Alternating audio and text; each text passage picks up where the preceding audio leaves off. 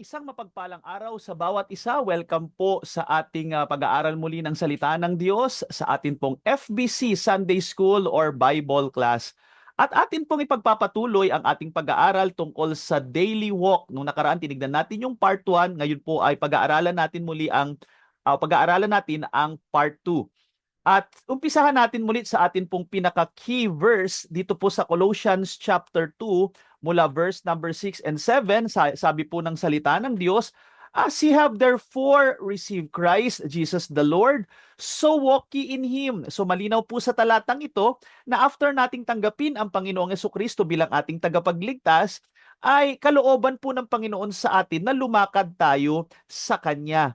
Dahil sabi nga ng susunod na verse, sabi ng verse 7, kailangan rooted and built up in Him and established in the faith as you have been taught, abounding therein with thanksgiving. So kinakailangan po tayo ay mag-ugat, no, at lumalim, maging matatag sa atin pong pananampalataya. Kaya mahalaga yung daily walk natin sa atin pong Panginoon. Balikan natin ng konti yung ating mga napag-aralan ng part 1. Sabi po dito, the vital requirements of a good daily walk. So dito, napag-aralan natin na basically sa pang-araw-araw po nating pamumuhay bilang mga mananampalataya, wag nating aalisin yung atin pong daily Bible study at saka yung daily prayer. Dahil sa Bible study o sa personal na pag-aaral natin ng Bible, dito po nangungusap sa atin ang Diyos. At sa panalangin naman ay diyan naman tayo nakikipag-usap sa atin pong Panginoon. Kaya ito po ay magandang gawin natin. Kalooban po ng Panginoon na gawin natin ito araw-araw.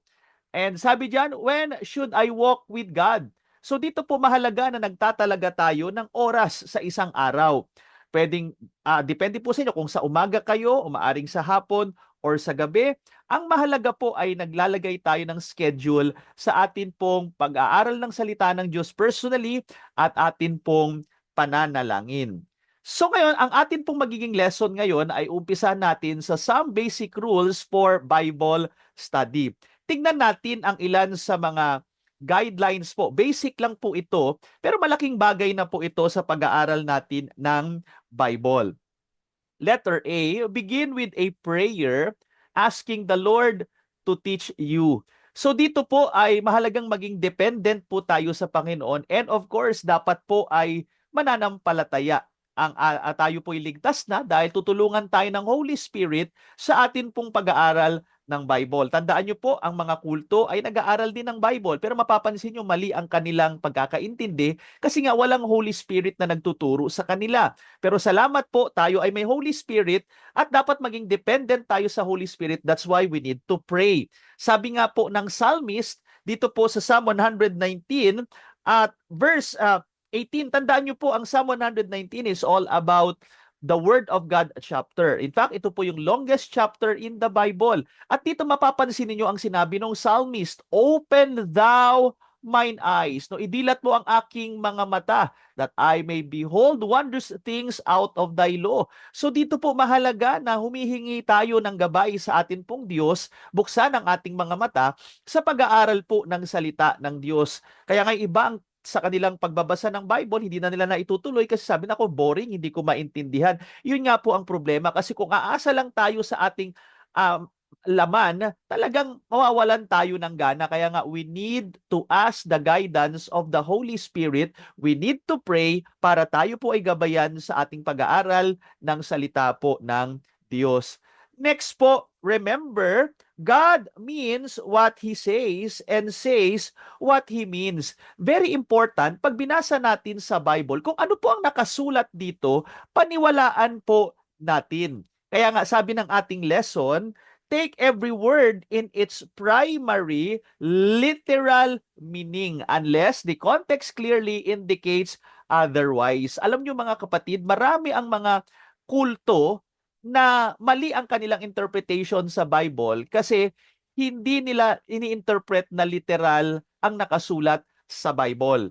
Okay? Dilalagyan nila ito ng ibang kahulugan at sinasabi nga nila na yung leader lang nila ang nakakaalam ng interpretasyon po nito. Pero sa atin po hindi. Sa pag-aaral po natin ng Bible, pag nabasa natin na 6 na araw nilikha ng Diyos ang lahat ng araw, then ibig sabihin po niyan, 6 na araw. Kung nabasa natin sa Bible na ang serpent ay kinausap si Eve, then totoo po yun. Pag nabasa natin sa Bible na bumaha po o umulan ng 40 days and 40 nights, binaha po yung buong mundo, nalubog sa tubig, then that is literal. Maliban na lamang po kung ito'y obvious na ito ay figure of speech or ito po ay symbolical o ito ay metaphor or ito ay allegorical. So, dito po, minsan may ma-encounter kayo ng mga words sa Bible na as or like. So, dyan pa lang, meron na tayong idea na hindi dapat siya kuning literal. At meron pa po mga ibang rules, hindi natin siya pag-uusapan po dito. Merong magandang subject sa Bible School. Ang tawag po dyan ay hermeneutics. At dyan po, binibigyan ng pansin ang ilan sa mga figure of speech na tinuturo po sa banal na kasulatan. Pero sa pag-aaral po natin, sa basic na pag-aaral po natin ng Bible, na yan po'y makita lang natin basically na that is literal, malaking bagay na po yan sa pag-aaral po natin ng salita ng Diyos. Next, keep in mind, while all the Bible is written for you, it was not all written to you, nor was it written about you. No? So makikita natin diyan, ang Bible po, kalooban ng Panginoon na ating pong basahin ito, at every time na nagbabasa po tayo, ay meron siyang tinuturo sa atin. Meron siyang gustong i-apply natin ito sa ating buhay, pero wag nating kalilimutan, hindi po lahat ng kautusan sa Bible ay para sa atin. Kaya nga sa ating pagbabasa to help understand passages, apply the golden key. So magkakaroon tayo ng mga ilang guidelines na mga katanungan every time na nagbabasa po tayo ng Bible. At malaking bagay po ito as we interpret the verse. Una po, who is speaking? Sino ang nagsasalita? O kaya sino ang nagsusulat? Pag nagbabasa tayo ng Bible, mahalaga po yan sino ang nagsasalita. Gamitin kong example yung nasa Genesis chapter 1 verse 28. Ang madalas po kasi nagkakamali doon, yung sinasabing humayo kayo at magpakarami. Una po, apply natin. Sino ang nagsasalita doon sa verse? Of course, ang nagsasalita po doon, ang nag-uutos po doon, ay walang iba kung hindi ang ating Panginoon. Next, apply natin yung to whom is he or she speaking sa isang talata. Balikan natin si Genesis chapter 1 verse 28. Para kanino niya ito sinasabi? Huwag niyong kalilimutan kung babalikan natin yung verse 26 at saka 27, nilikha niya po ang unang lalaki at ang unang babae. Na yan po ay walang iba kung hindi si Adan at si Eva. So yung kautusan na humayo kayo at magpakarami sa Genesis 1:28 ay inutos po ito para kay Adan at kay Eva. Sila po ang kausap ng ating Panginoon. Then, anong sabi? About what is he or she speaking? So alam natin na ang sabi nga ng Panginoon ay humayo kayo at magpakarami. Multiply. Kinakailangan mag-multiply ang tao. Well, kailangan nga nila mag-multiply kasi nga nung panahon na yun, wag niyong kalilimutan na yun po ay si Adan at si Eva. Dadalawa pa lang po ang tao sa mundo nung mga panahon po na yun. Kaya nga, tingnan niyo po, when was he or she is speaking? So tandaan niyo po, no, ang kausap ng Panginoon, di ba siya yung nagsasalita? Ang kausap niya, si Adan at si Eva. Kailan ito? Unang araw po ito ng creation. So, obviously, dadalawa pa lang ang tao. Kaya nga po, kailangan talagang humayo at magpakarami nilang dalawa kasi nga dadalawa pa lang ang tao. So, ngayon sa panahon natin, hindi natin siya mai-apply. Halimbawa, sasabihin natin sa isang taong kausap natin, oh, brother or sister, dalawa lang anak mo o tatlo lang ang anak mo o isa lang ang anak mo. Kailangan magpakarami, hindi nyo sinusunod yung utos ng Bible. Hindi po pwede yung ganun. Kasi yung kautusan po na yun, hindi yun inutos sa lahat ng tao. Inutos lang po yun dun sa dalawa, kay Adan at kay Eva. Kaya mahalaga po yan. In fact, marami pa pong mga kautusan sa Bible na ginagamit ng mga kulto na confused po sila. Kaya hindi nila kaya kumbaga mali ang kanilang understanding kasi inaangkin nila yung utos na hindi naman para sa atin o hindi naman para sa iyo at para sa akin. So mahalaga po yan sa atin pong pagbabasa ng Bible. Next, commit, sabi nga rito, to a definite Bible reading schedule. So mahalaga po nagtatalaga tayo ng oras talaga sa ating pag-aaral ng Bible. I-prioritize po natin ito kasi ang ating kausap o ang gumagabay sa atin ay ang Diyos at gusto ng Panginoon na tayo'y gabayan araw-araw. Tandaan niyo po pwede tayong magkasala araw-araw. Kaya kinakailangan din natin ng kalakasan ng salita ng Diyos at kinakailangan din natin to araw-araw. And by the way, ang kaaway natin ay umaatake din araw-araw. So kinakailangan po natin araw-araw din ng salita po ng Diyos. Another po, maganda rin po itong practice sa atin pong pag-aaral ng salita ng Diyos. Letter E, keep a notebook to write down truths, insights, and questions. Yan, mahalaga po yan. Nasamahan natin ng notebook sa pag-aaral po natin ng Bible. Alam nyo po, ang reality ay malimutin po tayo o marami sa atin ang malimutin. Nabasa natin, maya-maya nalimutan na po natin. Kaya mahalaga meron tayong notebook at yung makikita natin na meron tayong nabasa, sino ba yung mga character na atin pong nakita sa ating talata? Ano ba ang nangyari? Ano ba ang tinuturo ng Panginoon? No? Meron ba kayong mga questions na na-encounter, hindi nyo masyadong maintindihan dito sa chapter na nabasa ninyo o sa verse na nabasa ninyo? O kaya meron mga words na ano kaya ibig sabihin nito? So yun po, isulat po natin yan para sa mga susunod, halimbawa, na-encounter natin ulit, meron tayong nakita yung words na hindi natin naintindihan, na-encounter natin sa mga susunod, mas mabibigyan linaw po at mas lalo nating maintindihan. O kaya meron tayong Bible Dictionary, tinignan natin doon, mas lalo nating maiintindihan. Ayan po, mahalaga na nagno-notes po tayo sa pag-aaral po natin ng Bible. At nga pala, malaking tulong po ito, lalo pag ikaw ay halimbawang nagpipreach, no? Halimbawang ikaw ay nagtuturo ng salita ng Diyos, mahalaga po na ikaw ay naglalagay ng notes at magagamit mo po ito, no, sa pagpipreach mo, sa pagbabahagi mo ng salita ng Diyos. At kasabay din po ng paggamit ng notebook at pagsusulat ng mga katotohanan na nakita mo sa Bible, lagyan mo rin po ng marka ang iyong Bible. Yan, no? Mahalaga nga po, no, kung iyan ay color coding pa, no, ang iyong pagkukulay sa mga Bible sa mga iba't ibang katuruan na iyong nababasa sa Bible. Iba-iba po ang sistema niyan. Actually, wala pong pinaka-standard, pero tayo po mismo mag-create tayo ng sarili nating standard pagdating sa pag-aaral ng Bible. Hindi po yung guhit lang tayo ng guhit na tayo rin mismo maguguluhan tayo. Hindi po, meron tayong specific na mga ginagamit na color para saan itong color na to. Halimbawa lang naman, meron kang nilagay na color na itong color na ito ay para sa subject ng panalangin. Halimbawa, ito namang color na to ay ginagamit mo para sa subject ng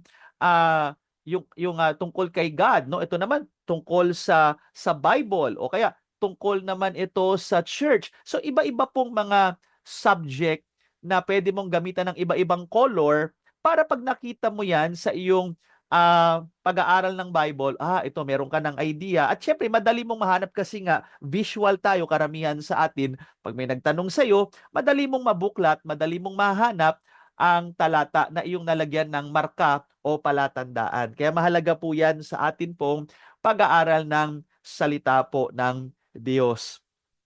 Okay? Next po mga kapatid, treat the Bible as a personal letter from God. Read it ardently and expectantly as a lover reads a love letter. So tandaan po natin mga kapatid, bagamat hindi lahat ng kautusan ay para sa atin, pero ang Diyos ay may gustong ituro sa atin sa lahat ng mga nababasa natin sa banal na kasulatan. Sa Old Testament po, karamihan po doon ay hindi po para sa atin ang kautusan, pero marami tayong matututunan sa Old Testament tungkol sa katangian ng Diyos, marami tayong matututunan sa katigasan ng ulo ng mga Israelita na kung tutuusin, maia-apply natin yan sa ating panahon na minsan hindi rin tayo nalalayo sa kanila na matitigas din po ang ating mga ulo. Kaya mahalaga po na tayo ituring natin ang Bible na, Lord, ano po ang gusto nyong iparating sa akin? Kaya kahit sa pakikinig din po ng preaching, pag nakikinig tayo ng preaching, marami po tayo mga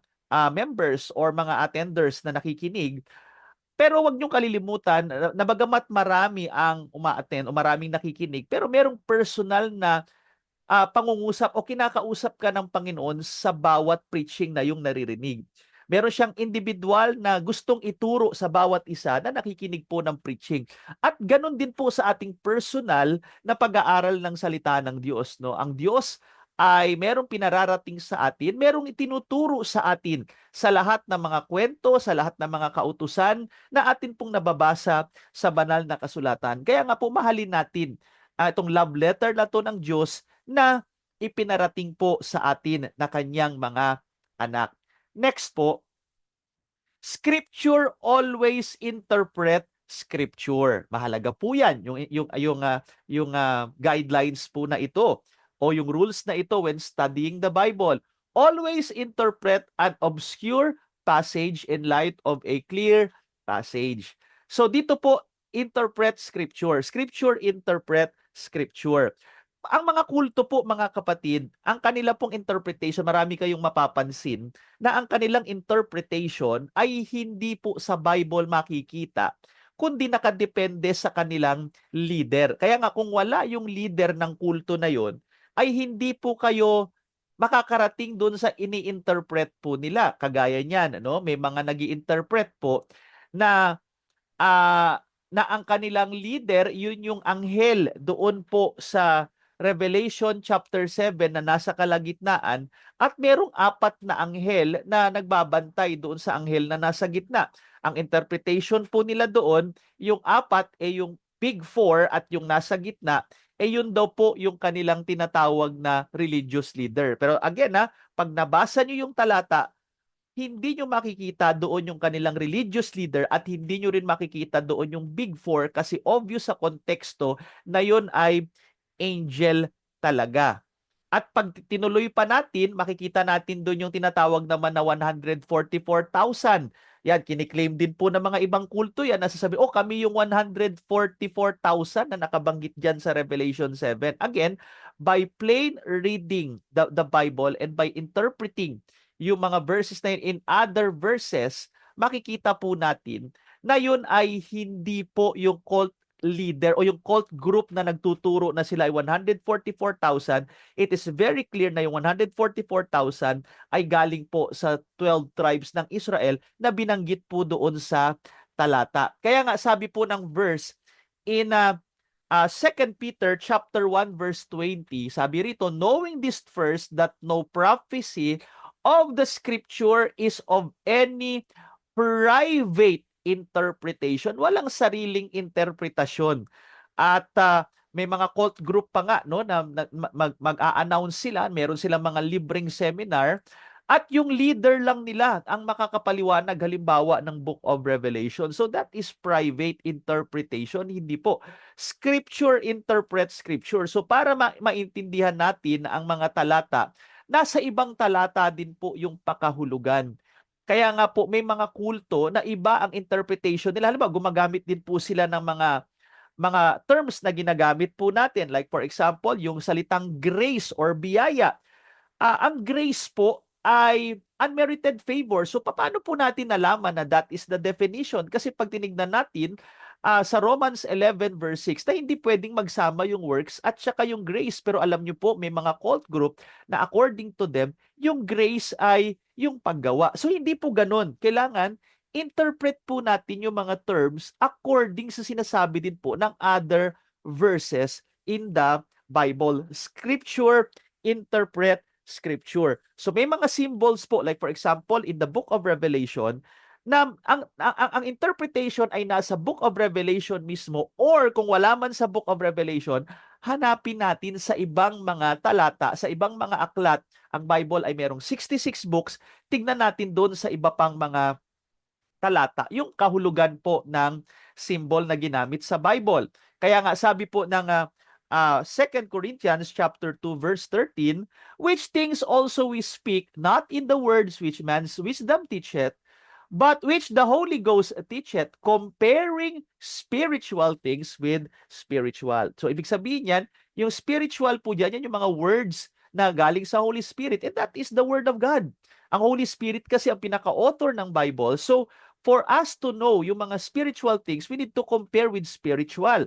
At ibig sabihin yan, comparing verses in the Bible para malaman po natin ang pakahulugan po nito.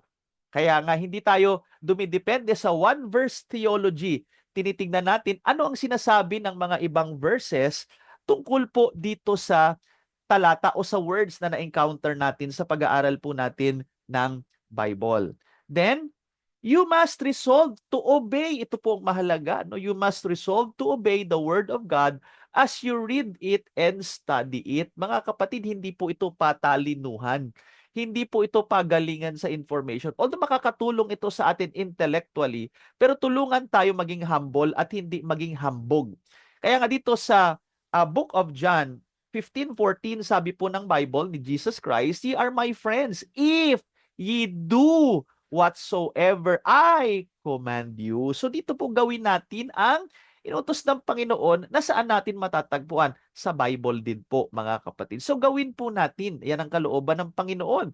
Kaya nga sinabi rin po dito sa James chapter 1 verse 22, "But be ye doers of the word and not hearers only." Maging tagapagtupad. Ganapin natin kung ano yung napakinggan natin sa preaching, ano yung napakinggan natin sa ating personal na pag-aaral ng Bible, gawin po natin, mga kapatid.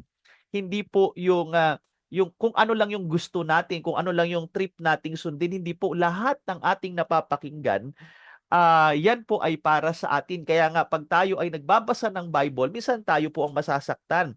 Tayo po ang unang tatamaan. Kami po mga preachers, ganun pag nagbabasa dahil unang bago ihayag sa pulpito, kami muna magkakaroon ng personal na pag-aaral. Siyempre may mga times talaga masasaktan dahil makasalanan din po kami, may mga kahinaan din po kami.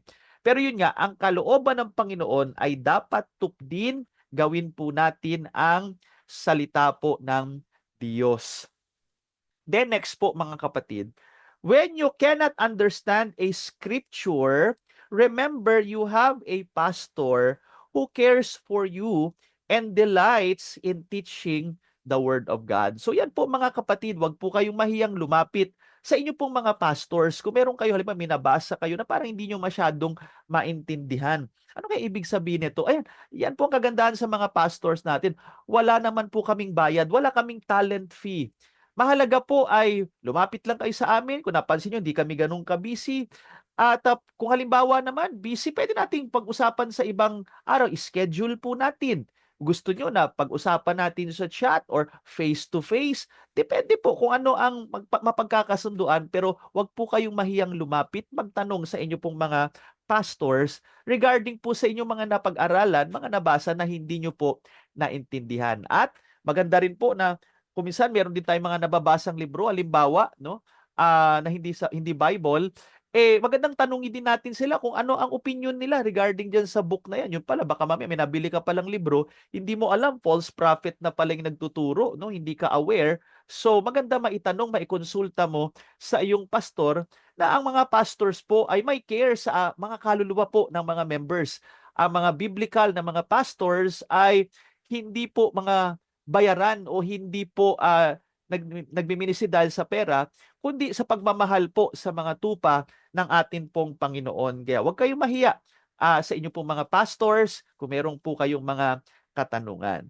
So ngayon naman po, bibigyan naman natin ng pansin yung some basic teaching on prayer. So kanina tungkol sa pag-aaral ng Bible, tingnan naman natin ang prayer naman. At dito po, simpleng-simple lang. At maaring narinig nyo na itong format na ito when it comes to our prayer. Kaya nga, sabi rito, handy way to remember the key elements of prayer. So sa pananalangin, ito po yung mga mahalagang tingnan natin o ating gawin or format na magandang sundin sa atin pong pananalangin. Una po, ito yung letter A, adoration. Yan yung acts na tinatawag. So adoration. Pag sinabi nating adoration, yan po yung praising and worshiping God. So mahalaga po na pag tayo nananalangin, hindi hingi agad, kundi purihin muna natin ang ating Panginoon. Pansinin niyo po itong psalmist na isulat dito sa Psalm 107 verse number 8. Anong sabi po nung psalmist?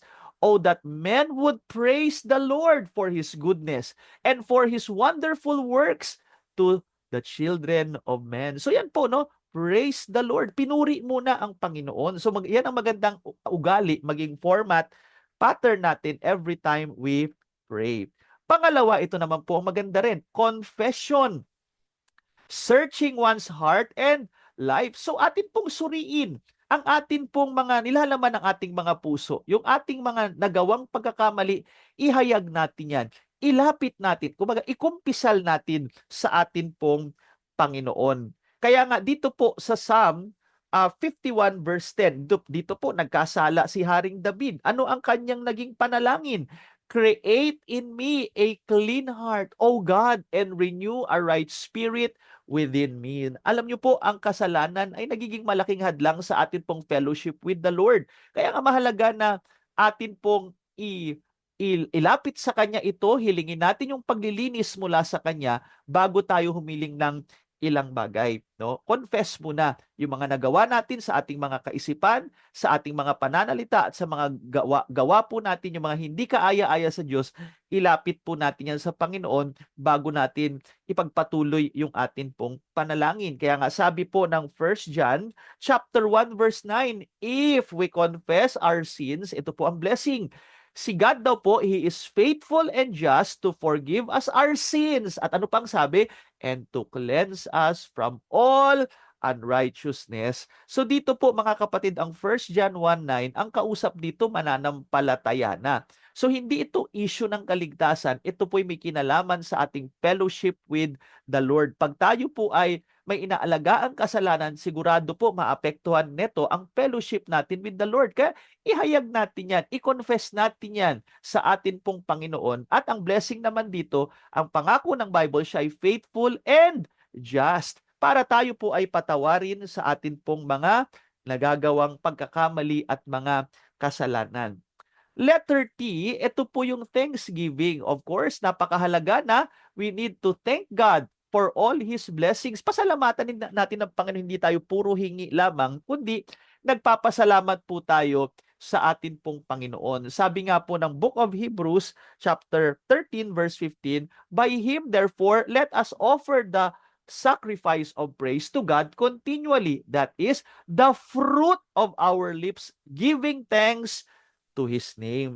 So, mahalaga po na nagpapasalamat tayo. Sabi nga rin ni Pablo dito po sa 1 Thessalonians chapter 5 verse 18, in everything give thanks, for this is the will of God in Christ Jesus concerning you. So yan po ang kalooban ng Panginoon, na tayo po ay magpasalamat sa Kanya sa lahat ng bagay. And of course, panghuli, ito pong supplication. Ito na po yung making request known to God. Ito na yung hihiling ka na sa Panginoon. Napansin nyo, nasa dulo na po yung S na yan. Sa dulo na tayo manghingi. At dito po ay mahalaga na atin pong sabihin sa Panginoon yung atin pong mga pangangailangan. Okay? So, tingnan natin yung Ephesians chapter 6. Ang sabi po ng Ephesians chapter 6 verse 18, praying always with all prayer and supplication in the Spirit, and watching thereunto with all perseverance and supplication for all saints. Ayan. So, dito pansinin nyo, praying always. So, laging manalangin. At anong sabi dito? With all prayer and supplication. So, dito yung supplication, may daing. Meron kang hiling sa atin pong Panginoon. Pero pansinin nyo po, daing sa Espiritu, in the Spirit. Kasi, ang Holy Spirit ang mangunguna sa atin. Kasi kung tayo po ang mangunguna, nako, talagang hindi po kalooban ng Diyos ang ating prayer. Kaya nga mahalaga sa pag-pray, ikay mananampalataya na. Dahil ang Holy Spirit ay nananahan sa iyo at siya ang tutulong sa iyo kung ano yung tamang pananalangin. At sabi sa dulo ay supplication, no?